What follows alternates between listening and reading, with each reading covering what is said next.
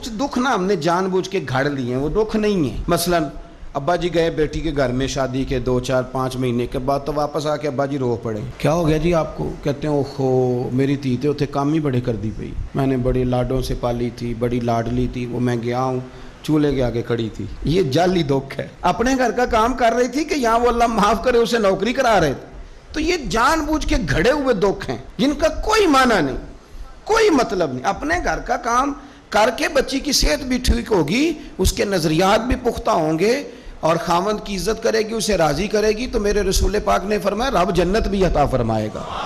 लेकिन ये दुख है जनाब, वो हो मैं गया गर्मी बड़ी सख्त थी, ये दुख है कोई कि मेरी बेटी रोटियां पकाती है जी, शुक्र कर पकाती है, अल्लाह का एहसान समझ। ये तो दौर है वसवसों का। मैं तो कहता हूँ इसमें जो बंदा ज्यादा मसरूफ है ना, इसको रोटी खाने का टाइम भी मुश्किल से मिलता है, वो भला आदमी है। थक के सोए, ये टेंशनों में ना पड़े, चुगलियों में ना पड़े, गीबत में ना पड़े, गिले ना करे, बुरी सोच ना इसे आए, अल्लाह का शुक्र अदा कर। आजकल तो मैं देखता हूँ सारे बेचारे नौजवान लड़के, उन्होंने जुमे वाले दिन हैंगर लटकाए होते हैं, पीछे सारे कपड़े धोबी से इस्त्री करा के ला रहे होते, पता नहीं कहाँ काम काज होते हैं, हमें नहीं समझ आती। सब ने साइकिल पे रोटियां लटकाई होती हैं, खाना पक गया रोटियां ले आओ, कौन से काम की बात। फिर भी अब्बा जी रो रहे हैं आके। और ये बच्चियों की ट्रेनिंग करें, आप यकीन करें ये मुफ्त के रट्टे हैं, झगड़े। सुनो मेरे रसूल पाक ने क्या फरमाया। किसी ने पूछा हुजूर बेहतरीन मुसलमान कौन है? तो नबी पाक ने फरमाया जो सलाम लेने में पहल करे और रोटी ज्यादा खिलाए।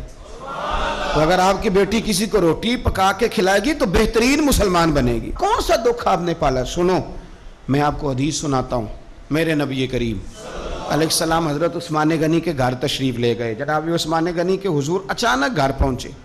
हजरत अबू हुरैरा रदी अल्लाह ताला अन्हु फरमाने लगे जब नबी पाक अलैहिस्सलाम उनके हुजरा नूर में दाखिल हुए ना, नबी पाक की शहजादी से बढ़कर तो कोई शहजादी नहीं ना। ये तो वो खवातीन है जिनको कुरान ने सबसे बेहतरीन कहा हुजूर के घर में रहने वाले लोगों को। हुजूर की लख्ते जिगर जनाब रुकैया। हजरत अबू हुरैरा कहते हैं हुजूर अचानक पहुंचे हजरत उस्मान गनी के घर, तो जनाब उस्मान गनी चारपाई पे बैठे थे और जनाब रुकैया अपने हाथों से उनके बालों में पानी डाल डाल के उनके सर को धो रही थी। यानी चक्की भी पीसें जनाब रुकैया, लेपा पोती भी करें कच्चे मकान को, घर का सारा काम काज भी करें और अपने शौहर के बालों में पानी डालकर वो सर भी धोए। हुजूर पहुंच गए, जनाब उस्मान गनी की नजर पड़ी तो झिझक महसूस की। हजरत रुकैया रदी अल्लाह ताला अन्हा भी जरा ठहर गई। देखो मेरे नबी पाक की तरबियत का अंदाज। रसूल करीम ने क्या फरमाया? नबी करीम फरमाने लगे रुकैया अपने शौहर की ज्यादा खिदमत किया कर, रुकैया अपने खामद की ज्यादा खिदमत कर।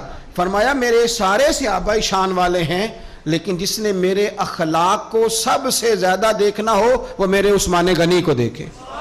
ये अखलाक में मुझसे ज्यादा मुशाबत रखता है, बेटी ज्यादा ज्यादा खिदमत किया कर अपने शौहर की ज्यादा।